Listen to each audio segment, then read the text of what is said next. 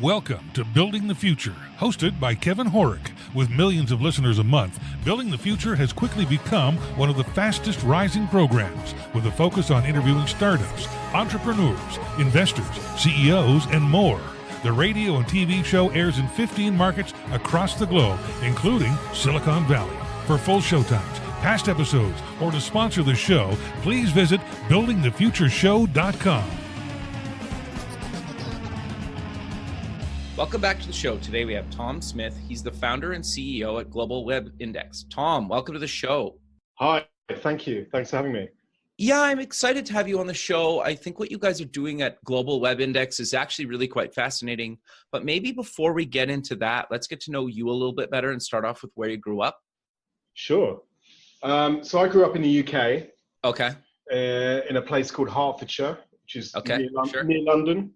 Nice. So close to London, so you could get to London quite easily, but far enough away that it was still a pretty boring place, to be honest. Sure. Yeah, it was fine. It was a nice place to grow up as a kid. Okay, so you went to university. What did you take and why? What did I take? In terms of studying. Yeah. So I studied geography. So okay, what made you get or passionate about that growing up? Yeah, so I don't know. I did kind of have and this is like people geography, you know, not like mountains. Oh, okay, interesting. So it was all about towns and places and topics like migration. I don't know. University became a bit more about. You start doing things like gender studies and stuff like that, but sure. And geographical politics, and there's lots of aspects to it. But no, I liked it. I've always liked it at school. Okay. I always found it really interesting. And I always enjoyed the kind of global aspect to it, which actually kind of strangely fed into what I ended up doing today. And understanding people and how they're in different parts of the world. So I ended up. It was basically what I was best at school. So I was interested to study it. Sure. And I went on to do that. And there aren't many direct routes out of geography. It's a bit like doing a kind of very generalist degree. Okay, interesting. But it was very interesting. I learned all sorts of things. So, and actually surprisingly ended up being quite useful in what I do today. Yeah, I can imagine. So walk me through, you get out of university, walk me through your career up until kind of you decided to found GlobalWebIndex. Sure. So I left in 2001. Okay. University, and it was was after the dot-com crash. Right. Bit of an interesting time to find a career. Yeah. I was kind of wanted to work in marketing, but I didn't really know what. And you don't really understand all the facets of marketing, all the different types of roles, or sure. So I actually got work experience at a media agency called Universal McCann, who are part of a big group called McCann Erickson, which everyone will know from the TV show. Sure. Yeah. Interesting. That's cool. Mad Men. Sorry, the name. Yeah. Sure. So McCann Erickson is a world famous, probably the biggest creative agency in the world. So I was in the media part of that group, and basically what Universal McCann did was plan and buy media space, right? So we would work with the biggest companies in the world. So really like multi-billion-dollar advertisers. It was a US business. I was in the London office, and all of these clients spending, some of the budgets were multiple billions. It'd often be, spending hundreds of millions globally. And it would be clients like, I worked with some people like Nestle, L'Oreal. Big brands, eh? Big brands, Microsoft, Xbox, UPS. I mean, worked on, a lot of brands. And basically my role, I had no idea this business existed, to be honest. Interesting. And I went into a market. There was a research team there, and I did work experience. Okay. Work experience for like a couple of weeks, and they said, you seem to be, you quite like it. We're looking for someone. You're doing a good job. Do you want to have a job? So that's how I ended up getting a job, which was great. So I got a job in the research team there, and it was actually a fascinating time to get a job in the research team there. And that's built the foundation of what I know today in the business that I'm in or created. So basically, marketing and advertising were undergoing incredible change in that period. So, in 2001, 2002, the Sure. internet was just started to become mainstream, particularly in markets like US, UK. Hadn't yet really expanded on globally, but everyone was looking at, what the impacts on advertising would be immense, in terms of like where clients would spend their money, how you do advertising, the kind of data you're going to have, how you engage consumers. All of that was being shaped, and nobody really knew the direction it was going to go. Right. So Sure. Yeah, very much so. Yeah. And I was working. So my job to support these clients would basically be, every time you build a marketing campaign and you figure out where you're going to invest your advertising spend, that would all be built on market research and data. So they'd want to understand the target audience, who's the right target audience? Who should we be targeting for our campaigns? Right. What does that audience look like? How do I reach them? What kind of media are they engaging in? What kind of tactics and mechanics will drive most engagement? And this was all, it was all driven by working with market research and data. So in marketing, and I was, very much involved in the top enterprise marketing, there were a set of what you call industry standard currency research studies, basically. Gotcha. These have been the foundation of marketing for maybe 50, 60 years. And in the UK, we had a product called TGI. In the US, the product's called MRI and Simmons. And these are basically very long-term research projects, all conducted offline. People would fill out these big paper books. They would aggregate all that data up, and it would provide you a really detailed view of consumers, right? Right. Use these data sets. So the issue that I was having, and increasingly having, is that because they're all built for the offline world, they were collecting loads of data about TV, radio, print, outdoor, everything to do with the old world of media. Sure. Very little about digital. And because they were built in offline data collection, the data was very slow to get published. So we'd be requesting data on things like MySpace. It was coming around. We were looking at stuff like Friendster, things that were popping up, and everyone's going, "Oh, is this a big deal? Should we be advertising on it? What should we be doing with it?" And there were no data in these studies, because by the time this product appeared, by the time you could collect the data and get it back, it's probably disappeared again. No, everyone's gone on to the next thing. So it was clear that, we needed faster data, was one thing. And the second thing was that increasingly advertisers were thinking more globally. So, if you put content online, it's not going to sit inside one country. It's going to go all over the world. Right. If you build a website, you get visitors from all over the world. If you, the borders of traditional advertising that were built because you could only buy a TV campaign in your local market or a press campaign in your local market were completely disappearing. So people are asking for global data. And there wasn't any, basically. Interesting. So I would be asked these questions by big advertisers, like, we want to reach, I had a specific example, working with a hotel chain. Okay. We want to understand how to reach travel bloggers in 10 different countries, and we're going to engage, we want to know who they are, whether they're important, how we engage them, and then we're going to figure out how we support these travel bloggers and build, big social reach online. Like before even like Facebook and things like that. Sure. And there was literally, I get this request, and there would be no data in like the study in the UK. I'd go out and ask all the different local markets. I can use your local research and data sets to figure out what you can find. This would take maybe a couple of months. Wow. You've got to send people an email, you've got to chase it up, you get on the phone. Yeah. It's a big job just to get one bit of information. Sure. And then they would all come back. Nobody would have information. What you could find didn't match. None of it was harmonized. And basically you couldn't answer the questions these clients were asking. Okay. And then we saw things like YouTube emerge, Facebook grew, then Twitter came. Yeah. Everything just was accelerating. Then mobile came along. And the whole world was not only getting online, but was becoming connected, and content is truly global. And today, we've seen the absolute evolution of that. And today everything is connected and global, right? But makes sense. Yeah. But you guys were really early on then.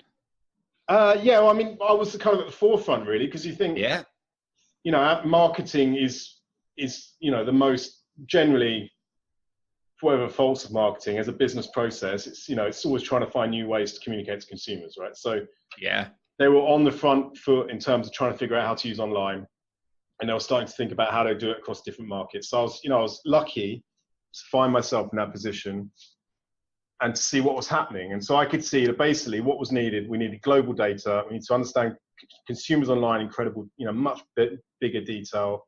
We need data that was up to date.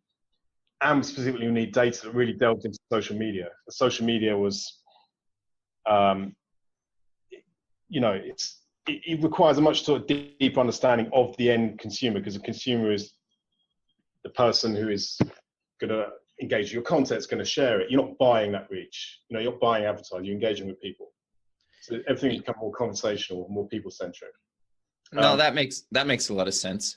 Yeah. So I'm curious then, when you guys originally started, because you guys have been around now, almost 10 years, right? And so how has it kind of changed? Like, what did you launch with originally? And then walk us through the journey of kind of how you've added and kind of adapted your platform, over the last kind of 10 years. Yeah, absolutely. So the reason I knew how to build and launch this product is because I would have been an end user. Sure. Right? So I was working at agencies looking for this product, knew it wasn't there. I said, right, I'm running all this kind of research on my own. I can go and do it. So I left in 2009. Okay. So I started my career in one recession and then left to start business in another. So interesting. So did you raise money and like you quit your full-time job to start building this, or did you start building it before you left? I kind of, I'd done a bit of background research, looked into what I could do, but really I didn't really do anything until I left. So I quit and left in December 2008. It was like 2 weeks after Lehman Brothers collapsed. Sure. Wow. Close. It was very close. I can't remember exactly, but the world felt like it was going to end, and I'd made the commitment to start a business. But sometimes those timing things, you just kind of got to get on with it. So I started out to set up GlobalWebIndex. I had zero funding, no money. Okay. Literally no money. I had no funding at all, no seed money. Wow. And I created a PowerPoint deck, which was this idea, which was a large-scale piece of market research that understands digital consumers all over the world, basically. Okay. That was GlobalWebIndex. In the beginning, I just had a PowerPoint deck, and it was the idea of what we're going to bring to market. And this was just me on my own. So I would basically, I must have presented this deck at least 200 times. Wow. Just going around using all my existing contacts, saying, look, I'm going to launch this later in the year. Originally targeted to launch it like September. And, do you want to be part of this? Do you want to buy into it? Do you want to be a founder client? Do you want to invest in it? You can tailor it, shape it. And, no one wanted to do that. No one wanted to buy it. Interesting. And it was a tough time. Sure. So how did you just pay your bills?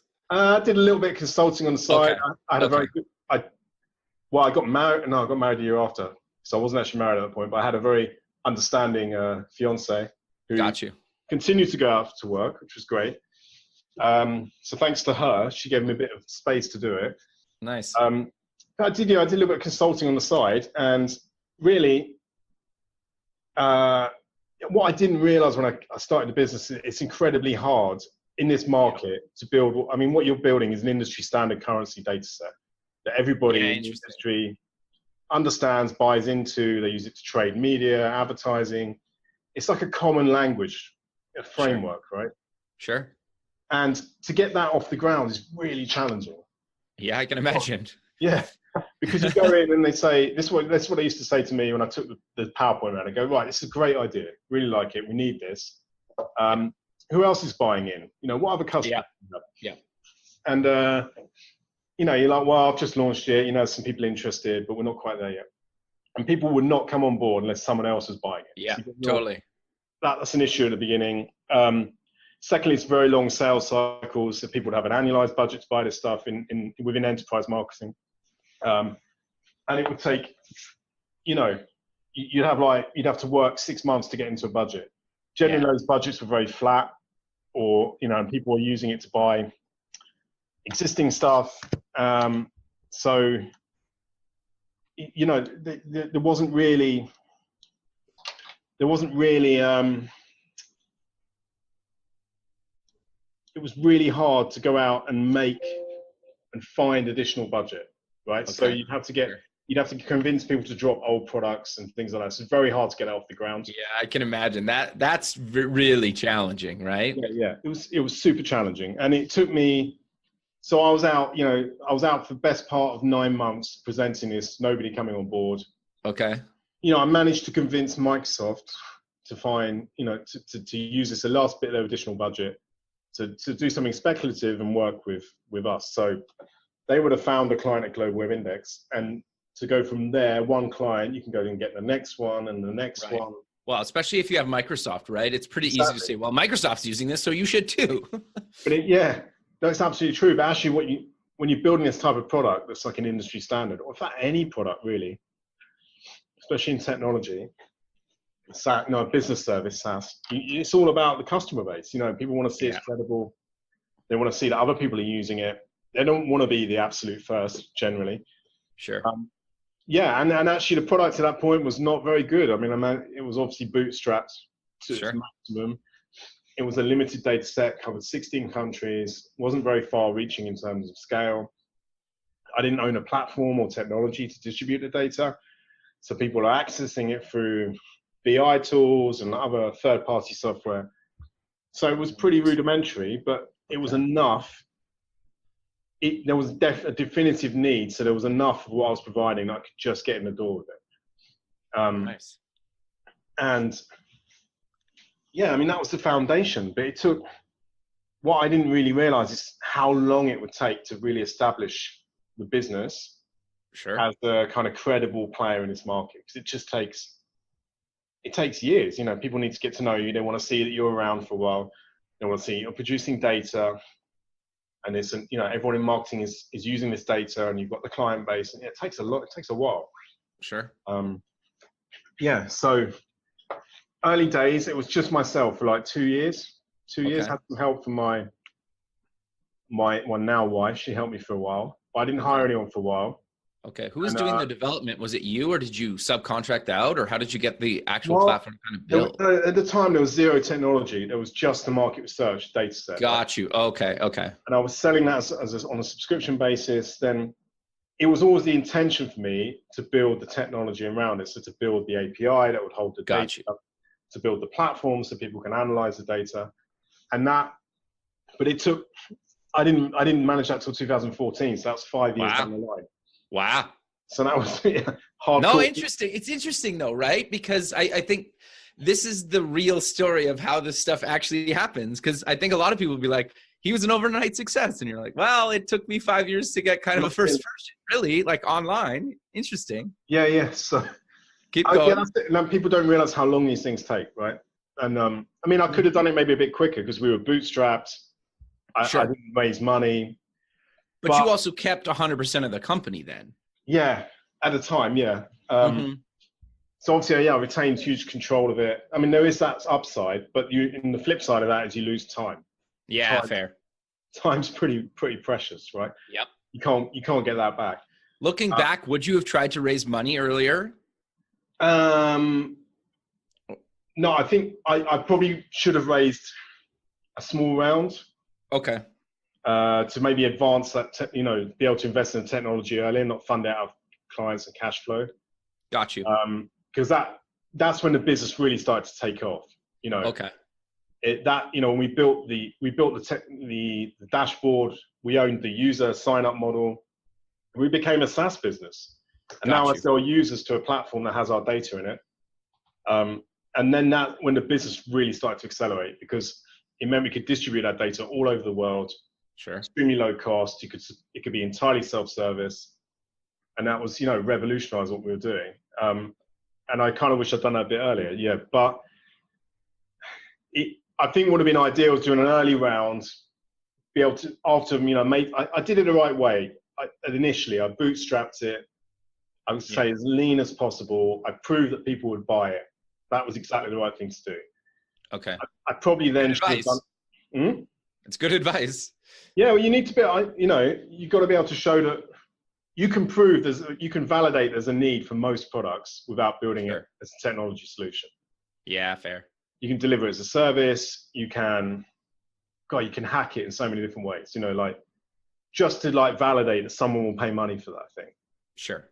I mean, I've seen people go out and spend huge amounts of money, time, effort building the technology without finding any customers. And it seems, it seems like a crazy way to do it. So that was good. And I did that the right way. The thing I should have done is I probably should have done a raise early once I've validated that need to be able to build out the technology.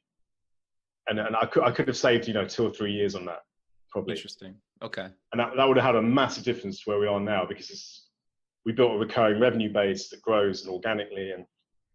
And so, yeah, I might have done that differently, but there was a lot to be said to bootstrapping. Sure. It makes you really focused, very lean. You consider every pound you spend. You're trying to be profitable, and I think it changes. And like, even though now we've done a fundraise recently for the first time, you still have that mentality of bootstrapping in you. Yeah, interesting. You're not just going to throw money at something unless you're sure, right? Yeah, that's interesting. Yeah. The downside is that you push quite a few things down the line that you probably should have done. So okay, interesting. Like, I talked about investment in technology and being able to build that out. I mean, for that was fundamental for scaling, but hiring people in finance, operations, talent, those sort of really important. Those roles are so important to be able to build a sustainable, scalable business. But when you're bootstrapping, you tend to hire the sales guy over hiring someone in accounting. It makes sense. And actually, you're always chasing the money.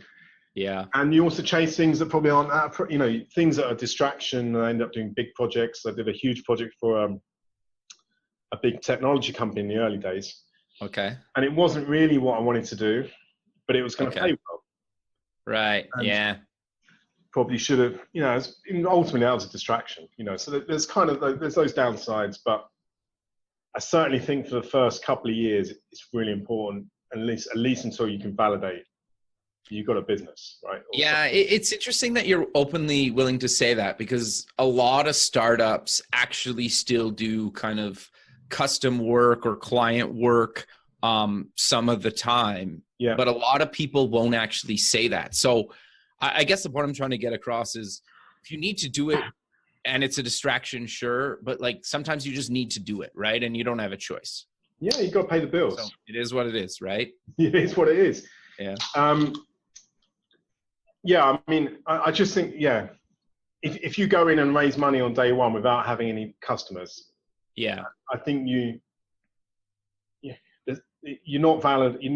There's always a way to validate that someone's going to buy what you want without bringing the money in the door. There's a way of doing it. Even if you just show, I've found, well, I'm curious to get your thoughts, but I've found even just showing screenshots of a workflow that's not even clickable, like printed off on paper, I've seen that work to people, and just say like, okay, here's the homepage, and then you log in, and then you go to a dashboard, and then you go here, and then you go here, and then you go here. And, it can be pretty rough, and just some people need to visually see something, even if it's pretty rudimentary. And getting something like that done, whether you do it yourself or kind of hire somebody to do that, is pretty inexpensive to validate an idea. Fair to say? Absolutely. I mean, I even do it now. We're pitching some of our clients now. We're pitching more customized, analysis platforms to work with our data, or some of their own data as well. And we'll actually, before we build anything, you lay it out visually, put it on paper, show them what it's going to look like. Sure. Yeah. You can get a long way with that. Absolutely.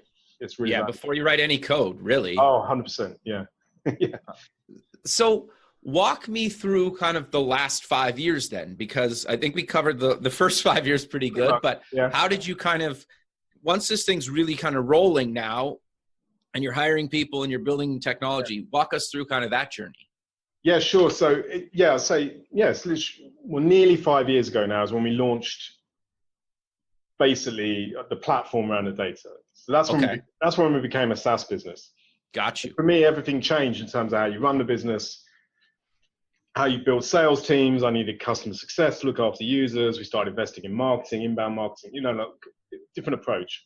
Yeah. And for me, it was very intellectually exciting and challenging because I had no idea about SaaS as a philosophy or how to build a business, but it's an incredible way to build a business model. Sure. And, I mean, that's when, because then that's when we got truly, genuinely very predictable recurring revenue coming through the door. We were able to scale the business quite initially pretty rapidly, and it really scaled up last year. And the business continues to grow really quickly. So, sure.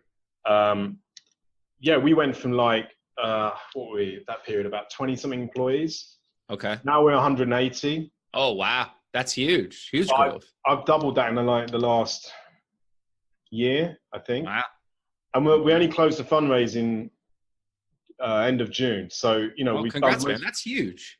Yeah, nearly all of that growth has been done on a bootstrap business. Wow. And just, it's exciting. It's really, every year for me as someone running the business, every year the business is different, and it's like big sure. challenge. Well, and I'm just looking at your site right now, and you have some huge brands that anybody kind of worldwide has heard of, right? Yeah. Yeah, the client base. The client base is amazing, right? So I'm genuinely, I think if I'm doing things I'm most proud of, is like if you look at the clients that come on board, sure, and renew with us, keep working with us. We work with. I mean, we have kind of three core main groups of buyers or users of the data. So you've got advertising agencies of all types, and we work from the biggest down to the smallest. We work with agencies that have 3 people. Okay. We work with agencies that have tens of thousands of people, and everyone in between. And they're all using the data in the same way, really. It's to support their clients. They want to respond to briefs the clients give them. They want to win new business. They pitch for new business, and they want to deliver understanding consumers and audience insights. And that's, the foundation of kind of marketing and advertising. Got you. We also work with a lot of big publishers. So anyone that's selling advertising. So we work with the likes of Twitter, Snapchat, Google, and all of the big, technology companies that sell advertising. Right. And work lots of traditional, but like media brands have been around for a long time and increasingly moving online. So the likes of the Guardian, the BBC, we work with people like NBC and nice other guys. So, and they will use our data to validate who their audience is, what it looks like, and ultimately to be able to sell their online and sometimes offline advertising inventory for more money. They want to convince an advertiser that they should put money on, they should invest their money with that publisher. Got you. So that, and they will want to use independent data, and that's what we are. We're independent makes sense. of anyone, right? So the other kind of key vertical is corporate, working with big brands directly. So we work with people from all kind of sectors and verticals, but we increasingly work with a lot of sports brands, people like Liverpool Football Club, work with the NFL. We work with people like, on technology side, we work with some of the most iconic technology companies in the world, like Airbnb and Slack. Very cool. Lots of, people like Danone, Red Bull, these guys, really big names. And they're all basically using the same use case, which is increasingly companies are bringing marketing in-house, right? This is a really big trend. So they want to rely less on agencies or, bring the marketing strategy in-house. Increasingly, they're building teams that are making creative, making ads, they're booking, they're running campaigns, booking media, and they're doing all of that in-house. Yeah. And a lot of this has been driven because of Facebook and Google. Lots of companies a large portion of their ad spend is going to two places. Sure. They're also buying online ad spend programmatically. They want to bring that in-house. They can keep control of the data. So this is a really big trend. And then, everything's getting, everything's becoming so fast, and then social media is making everything almost real time, instantaneous. It's very, you want to have, as a big company, you want to be really reactive and you want to own that stuff in-house. So Yes, increasingly we're working with, analysts, working strategists, planners inside big brands, right? So that's a really Sure. big growth for us. And there's actually another sort of big growth area. It's interesting, smaller companies. So we're working with SMEs, micro businesses, and these are kind of people who never use this sort of data set. Sure. When I worked in advertising, it was only bought by the biggest companies. Right. Well, it's the only ones that could afford it, right? Yeah, exactly. The only ones who could afford it. We've made it really super cheap to buy. You don't get everything, but you can. Sure. But you have a free plan, correct? You can start off for free. Yeah. So it can be free. It can be absolutely free. So we built a freemium model in, which is in our sector of industry data is kind of pretty unheard of. Yeah, very much so. And then you can scale all the way up to like a really big enterprise plan where you get lots of customized features and data and everything in between. Right. So we get our number one sign up for free plans, CEOs in small companies, right? And people are, marketing's fundamentally changed from when I worked in an agency, and I could see this coming. Sure. Yeah. The start of it was that, marketing now is very democratized. It's very accessible. If you run a business like I do, we have most of our marketing in-house, right? Most of it. Sure. You're building content. You're buying ads on Facebook. You're buying ads on LinkedIn. You're running your social media.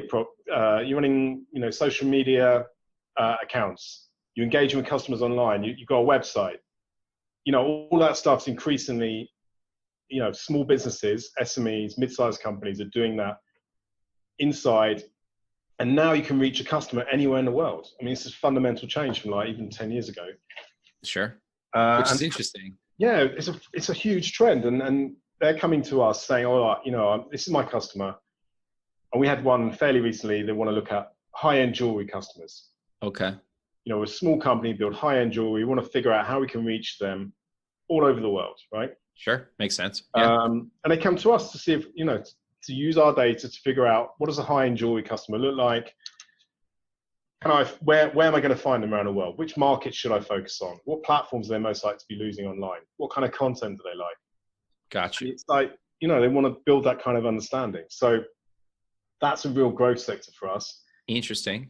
And that broader democratization of marketing is really driving a lot of our long-term strategy, which is about making our data easier to access, i.e. loads free, also much easier to use. So we're investing a lot in building really simple systems and platforms that are you don't have to be a market research expert. You just got to you can be anyone and get value from the data. Thanks for listening to Building the Future. This show is heard by more than 1 million people monthly in over 15 markets worldwide, including Silicon Valley.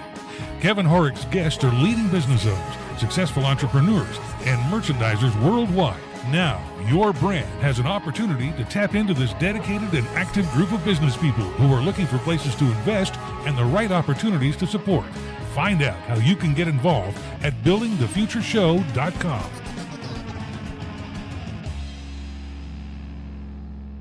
Yeah, I was playing with the platform, I don't know, like a week or so ago, just kind of between, when we originally talked and now, and the interface is really nice. It's pretty simple to use. Like I understood it right away, but do you maybe want to give a few more examples to people of how people can use your platform? Yeah. Because there's tons of ways you can use it, but I think just giving a few more examples so people truly understand would help.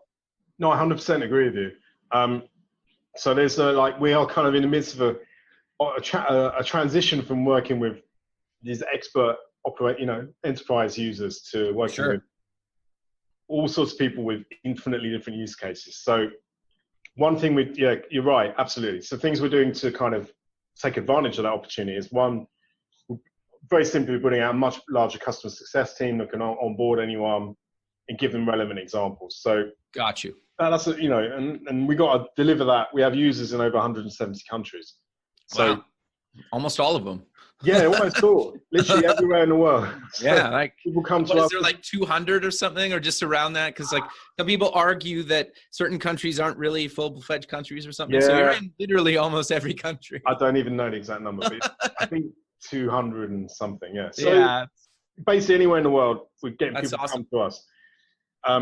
another way we remedy that is we are increasingly providing reports and insights and pre-built collateral that can help people understand, trends and what's going on. So that's a kind of people-driven initiative here, and we're building that out. We also built a team now internally to build a whole new interface and platform, which is built around use cases. So oh, interesting. Your use case might be, okay, I need to, I just want to build a profile of what my audience looks like. What makes them up, what makes them unique. That would be like a pre-built template. Think of it like as a PowerPoint. Okay. Pre-built template, which you then just pick how you want to tailor it. Okay, I'm operating in Italy, and I'm targeting people who buy football boots. I don't know, isn't it random? Sure. Example. Yeah. And then it will populate the story, as we call them, the presentation with that customized data. So you don't have to do any analysis work. You just have to read and interpret the data. And yes, you're right. There's one thing to get people to learn how to use the platform, but the biggest challenge is getting people to learn how to use data, and then all the data we have and what kind of use cases can you apply it to, and it's a big educational job. But if you get it right, it's a huge opportunity. So. No, it makes total sense. So I'm curious though, how do you guys keep the platform and the data relevant to kind of how this industry is changing so quickly? Are you taking a lot of customer feedback? Because you've obviously had customers for a number of years now, because you've been around for almost a decade. So it's clearly working, but how do you kind of keep up with the trends and adjust the platform to add and kind of maybe remove or kind of tweak features, right? Because you have to have done that a bunch of times, because that's the reality of. Yeah. Oh, it's constant. Yeah. There's two sides to that. One, the data that sits inside. Okay. We work really closely with clients, and we take their feedback. There's a feedback process, and we collect data constantly. We publish it currently 4 times a year. Okay, gotcha. It's the most up-to-date global data set that exists. Wow. So we're going to move to monthly next year. Okay. And that will mean a kind of constant an ability to kind of update and do more in terms of bringing new things in and out. Sure. But that's built on customer feedback. And we also have like a trends and knowledge team internally who spend their life scouring the world for new things that are happening and making sure that we're always up to date. And that's really important. Sure. And, if it's stuff to do with attitudes towards AI, or if it's to do with, a lot of stuff to do with VR, smart homes, anything that's emerging, we look to kind of integrate and make sure that we're up to date on it. Gotcha. So that's the data side of it. Okay. And on a global scale, it can get pretty challenging. Like you've got to make sure that you have relevant data in China, which is that's got to be a bit tricky.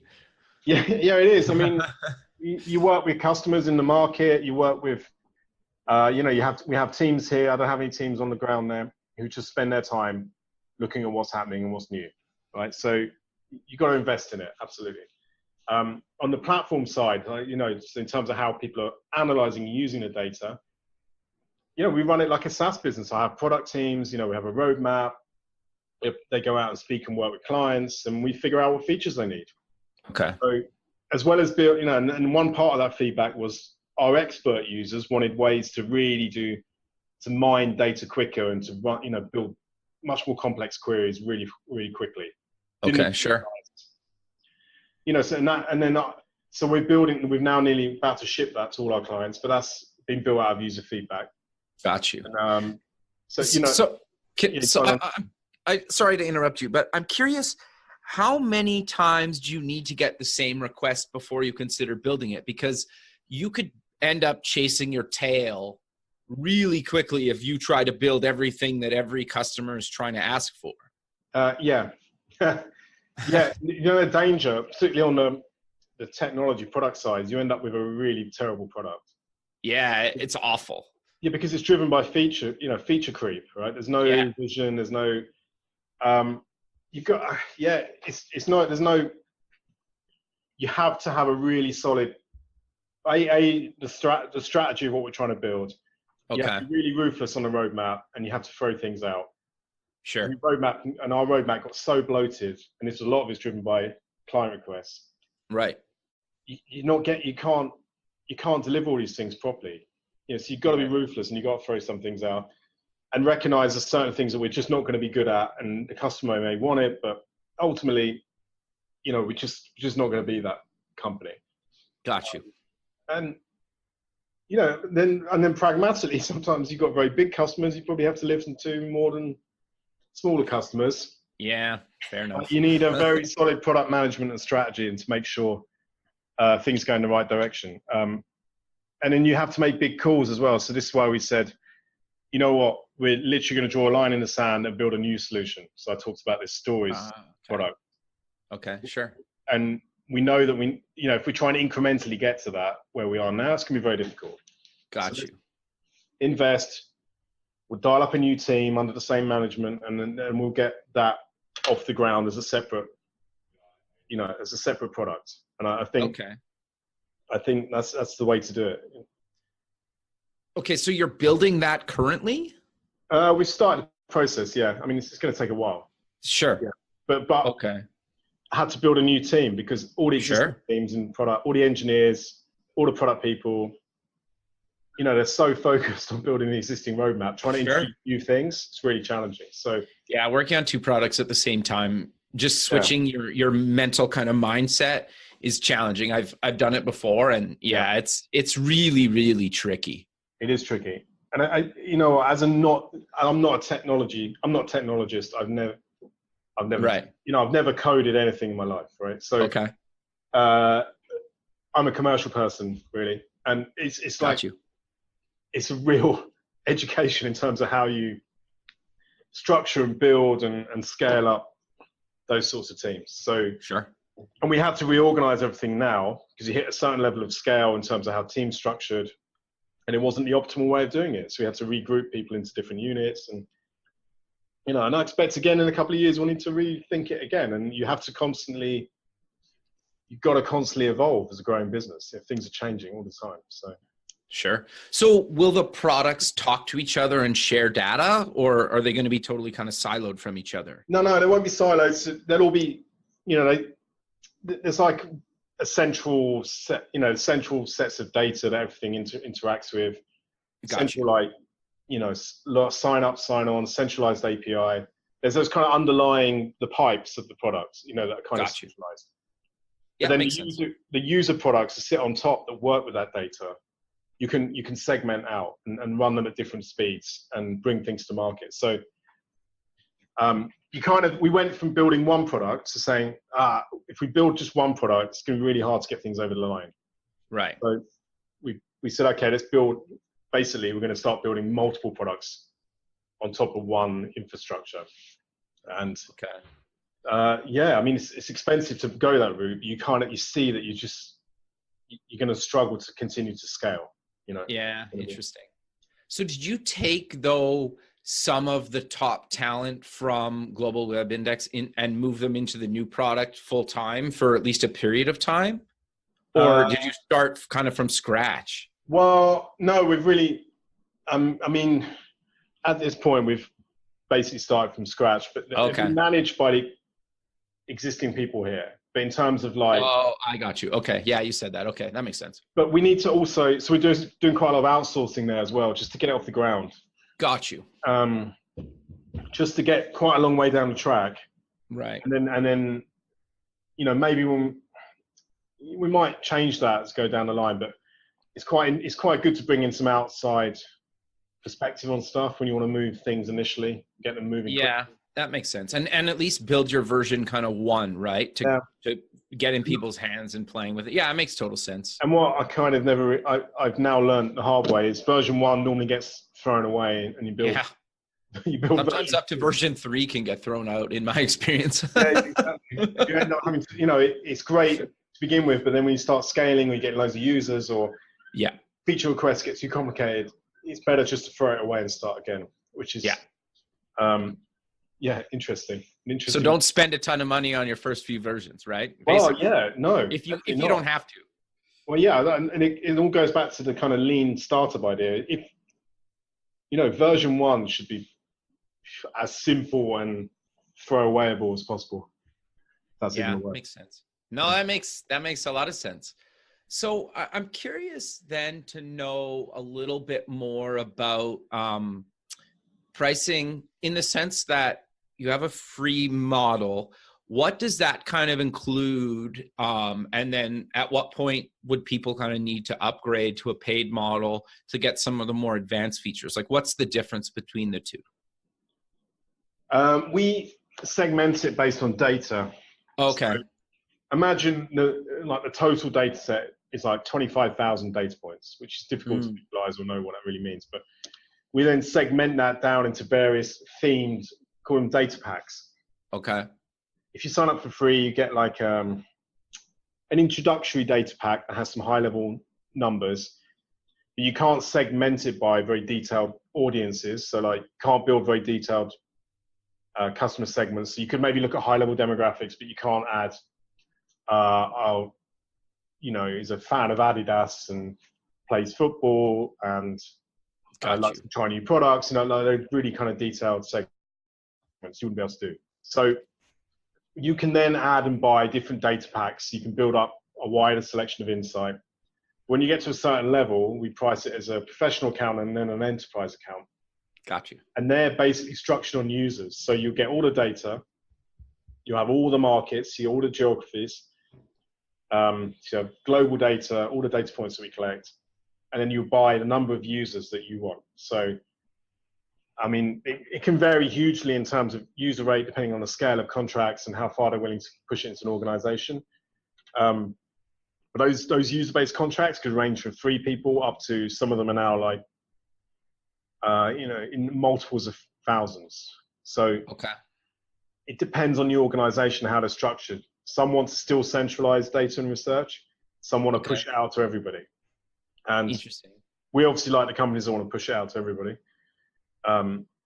because our model is user-based, and that's where we get most usage of it, and we want to put it in the hands of people. It's basically, so we end up pricing and structuring it as a SaaS company. And that's how it works. So. Makes sense. So you guys have a ton of different kind of free resources online. My favorite is kind of the chart of the week, but do you want to kind of talk about some of the stuff that you guys kind of constantly publish and give away for free? Because some of it, I found it really fascinating, actually. I mean, it used to be chart of the day. Okay. Interesting. We decided to take it to chart of the week just to spare people's inboxes. But sure. That's incredibly successful for us. So, we basically, being an extremely large piece of market research, we have infinite data to work with. Sure. Right. You can turn it into any story you want. I don't know, if there's an event coming, it could be something like Christmas. It could be NFL, it could be the Super Bowl. It could be a royal wedding. It literally anything. There's going to be a way of building a story or a perspective with our data that's relevant, right? So sure, we utilize that to build, incredible amount of content. So what's primarily driving our lead generation is content. Sure. We build chart of the week, which you can come to our website and sign up for. You can download, cut down versions of our reports. We give some reports away for free. We do infographics. We have a blog, which is really successful and has loads of, bits of data come out of the platform. And it generates a huge number of leads. Like the vast majority of leads come through because they download reports, right? So, it's useful to people. It's providing a useful service, but it's also great to introduce people to what we do. And they look at the reports, say, that's interesting. I wonder if I could get that for, I don't know, my country, my market, the products I'm working on, or for this segment of people. And that's the idea. It's about introducing people to the data and the provision of data we have, what they can use it for, and getting them a little bit, trying to encourage them to come to the platform, log in, and ultimately buy a license, right? So we are doing a lot more content marketing. We're doing a lot more educational content as well. So the guys are building out guides to audience, how do you develop audience insights? How do you run market, all aspects of marketing, building out user guides to help people. And the rationale there is if we help, as I said before, marketing is being democratized, moving into every organization is running marketing in-house. Right. If you help people understand how to bring some of the techniques from enterprise marketing to do a better job, they're going to need data to do that. So they're going to come to us. So if we educate the industry, we educate the world on how to do that stuff, it's going to benefit us ultimately, or it may benefit other providers of data. But if we grow that requirement generally, it's only going to help. So, we're very committed on that. We have a big team of designers here. Okay. I can't remember the exact number now. I think it's about 8 designers. Oh, wow. That's a lot. That's and they're good, not doing any web design. They're just physical, like building like reports, infographics, visual design. Got you. Right? Got you. Sure. We have 3 or 4 copywriters. We've really committed to content marketing. Yeah. So you have your own big internal marketing department. Absolutely. Yeah. Makes sense. We still do work with external agencies in certain areas, but we've put a lot in house, and they build incredible content. Sure. and it drives incredible amount of interest. So it's well worth doing. No, that's really great. But Tom, we're basically at the end of the show. So let's close with mentioning where people can get more information about you guys and any other links you want to mention. Yeah, absolutely. Well, it's very simple. You can come to our website, which is GlobalWebIndex. Just Google GlobalWebIndex or come to globalwebindex.com. And you're going to find us, and hope you can sign up for free or you can download our content. I recommend getting Chart of the Week to start with because it gives you good familiarity of the kind of stuff we're doing. Sure. Yeah, it's a good place to start. Well, Tom, I really appreciate you taking the time out of your day to be on the show, and I look forward to keeping in touch with you, and have a good rest of your day, man. No, absolutely. Pleasure. Thank you for asking. Thanks, man. We'll talk soon. Okay. Speak soon. Bye. Bye. Thanks for listening. Please visit our website at buildingthefutureshow.com to join the free community, sign up for our newsletter, or to sponsor the show. The music is done by Electric Mantra. You can check him out at electricmantra.com and keep building the future.